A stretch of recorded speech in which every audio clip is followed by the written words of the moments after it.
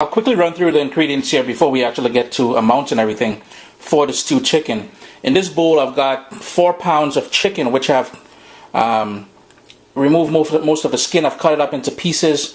I've removed all the fat that I could. But basically what I have here is some chicken legs and as well as some chicken wings that I've cut up into pieces. I then, like I said, I trimmed it and then I washed it with some lemon juice and water, and then I drained it all out. If you don't have lemon juice, feel free to use lime juice or vinegar. The whole idea now is to have it nice and drained.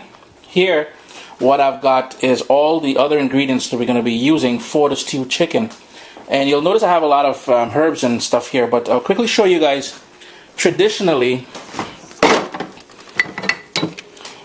I have homemade green seasoning that I usually use, but being that it's not something that everyone has, I'm just going to quickly go through the herbs and seasoning that we're going to use for making the stewed chicken. Now remember, if you're using the homemade green seasoning, just use about a tablespoon or so. If you don't have the green seasoning, this is what you'll use to replace the green seasoning. I got some scallions here. I'm going to use 2 of these. Some cilantro. I'm going to use maybe about 2 tablespoons chopped. Now, the only reason why I'm using cilantro is because I don't have shadow benny. If I had shadow benny, I'd be using that. Also, if I had broadleaf thyme or Spanish thyme, I'd be using that as well. I've got some fresh thyme here I just picked from the garden. Some parsley. I'll be using maybe about 1 tablespoon of chopped parsley, 1 tablespoon of chopped thyme. I've got an onion, 4 cloves of garlic, a tomato, some Worcestershire sauce. I can never pronounce that word. Some fresh ground black pepper. I've got some ginger here, some pureed ginger, some salt. We'll also need a cup, I'm guessing about a tablespoon and a half of brown sugar, as well as a couple tablespoons of vegetable oil. I'm just going to go ahead now, chop all these things up, and then I'm going to show you the exact amounts for seasoning and marinating the chicken for stewed chicken.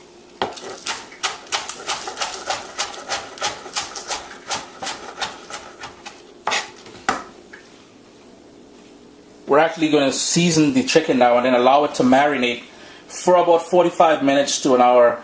Perfect case scenario, a couple hours. So we're going to start off with some salt. I've got just regular table salt, and I'm just going to add about a tablespoon of salt.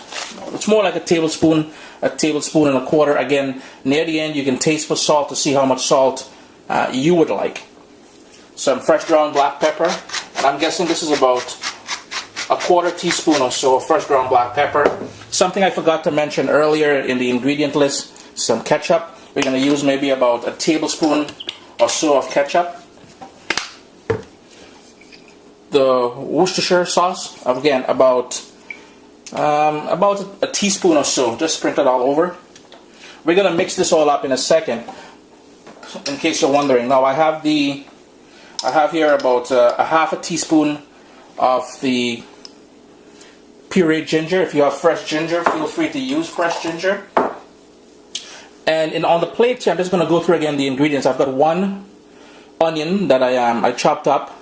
Over here I got about a teaspoon of parsley. Here I've got 2 tablespoons of cilantro, 1 tomato, 2 tablespoons or so of scallions or green onions. I'm not sure how, spring onions, I'm not sure how you guys refer to it. 4 cloves of garlic, which I chopped up, about a tablespoon of fresh thyme, and something else here that I forgot to mention earlier, hot pepper. I mean, it won't be from the Caribbean if there isn't hot pepper. I've got half of a habanero pepper in here, and I've got the seeds. Remember, you can control the heat by not putting the seeds in there. I'm just going to empty everything into here. So pretty much everything's just going to go in here, and then using my hands or a couple spoons or something, I'm just going to mix it all up, and then I'm going to set it to marinate for about 45 minutes at least. The chicken's been marinating now for about 45 minutes. Actually, it's closer to an hour. I've had mine marinating in the fridge. I took it out for the last 5-10 minutes, just to bring it up to room temperature. One thing I forgot to mention, guys, when seasoning your chicken, I've seen people add a ton of different things to their seasoning mixture. Now, this is totally up to you, but one of the more common things I've seen people add is mustard. So if you like that sort of earthy, fiery taste of mustard, you can add maybe about a 1/4 teaspoon of prepared mustard, or even dry mustard, whichever is your thing. I'm just going to switch over here now, and what I have here is a heavy pot. And guys, it's very important that you get a heavy iron Dutch, sort of one of those Dutch pots, those Dutch ovens I think they're called. for making this. The reason why is we're going to caramelize some sugar, and with the heavy sort of pot, you get that beautiful brown color that we're looking for because of the even distribution of heat and everything else. So in this pot, now I have it here on a medium-high heat. I'm going to add a tablespoon and a half of vegetable oil. It's very important that you use an oil that can withstand a lot of heat. Something expensive or fancy like an olive oil or something like that, and like an extra virgin olive oil, you'll just be wasting your good oil on this. Just use a vegetable oil and you're good to go, guys. So I'm just going to heat up now a tablespoon and a half of vegetable oil. My pot is nice and hot now, so all I'm going to do is add a tablespoon and a half of vegetable oil. And before we get to actually caramelizing the sugar for this, that's the actual stewing process. You'll notice, besides, I think Jamaica is the only island that their brown stew chicken is totally different than the rest of the Caribbean. But this here is how we get, this is the stewing process. Now what I have here is a spoon with a very long handle, as you can see. And the reason for that is because, and again, it's dry. It's completely dry, no liquid on there. Because we're going to be caramelizing sugar. And once you add water or anything wet to it, it will flare up and splatter all over you. And the second reason for using the long handled spoon is when we're now going to add the pieces of chicken to there, it will protect your hand being a little bit more distant from the actual pot. So what I'm going to do is add a tablespoon and a half of brown sugar, and I've got golden brown sugar. I've added the sugar to the pot, and you're going to notice the corners are going to start going sort of caramel color. What you want to do, you want to move it around a bit, and it's going to start going frothy, and that's exactly what we're looking for, guys. I'm just going to keep stirring it. It's going to get a bit smoky, but the whole idea is to get this nice and frothy, and then it's going to go to a golden color, and then it's going to start getting darker. Now we don't want this to get overly dark, like black. I'm hoping you guys can see the color that I'm looking for here, but it's a sort of a dark, rich brown that I'm looking for. Nice and frothy, and I think I'm there now. So what I'm going to do is start adding the pieces of chicken to the pot at this point.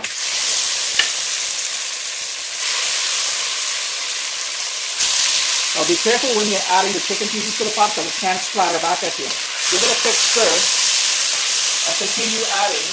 I do apologize for the loud noise, but keep adding the pieces of chicken and keep stirring. Now the stuff that we marinated the chicken, and you'll notice is in the pot as well. That is exactly what we want. I've now added all the pieces of chicken, the seasoned chicken, to the pot with the caramelized sugar. I've stirred it around. Each piece is coated nicely with the sort of caramel color. I'm going to bring this up to a sort of a simmer, put the lid on it, turn the heat down to maybe about a medium low heat, and allow that to cook for about 15 minutes. One thing I want to mention to you guys, in the pot we had the chicken marinating in the bowl. You'll notice quite a bit of the marinade is still there. Keep that. We're going to be using that. What I want you guys to do now is to add about 2 cups of water to this. We're going to be using this in about 15 minutes or so, but add 2 cups of water to this and set it aside. We will be using this. So all I'm going to do now is put the lid on this pot and let it cook for about 15 minutes. It's been about 15 minutes now, guys, and as you can see, the chicken has sprouted a lot of its own liquid. Every 5 minutes or so I came in and I stirred it. I gave it a good stir. As you can see on the bottom here, there's quite a bit of liquid. Now what we're going to do, remember all this while we've had it sort of slow cooking. We're going to turn up the heat, and we're going to burn off all of that liquid that accumulated from the sort of, with the lid on. With the lid off now, for the next 5 minutes, so we're going to burn off all that liquid when there's no more liquid in the pot. But the key here, guys, is to keep stirring it. So every 30 seconds or so, give it a stir so it doesn't stick to the bottom of the pan. I'm using a heavy pan, as I mentioned, but chances are it can still burn.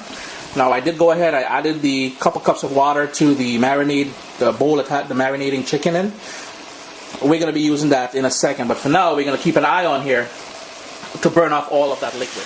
Guys, it's been frying down now, we're trying to burn off all the liquid, and most of that liquid is gone now. It took anywhere from 5 to 7 minutes. As you can see, the color is a nice, rich brown, golden brown sort of color.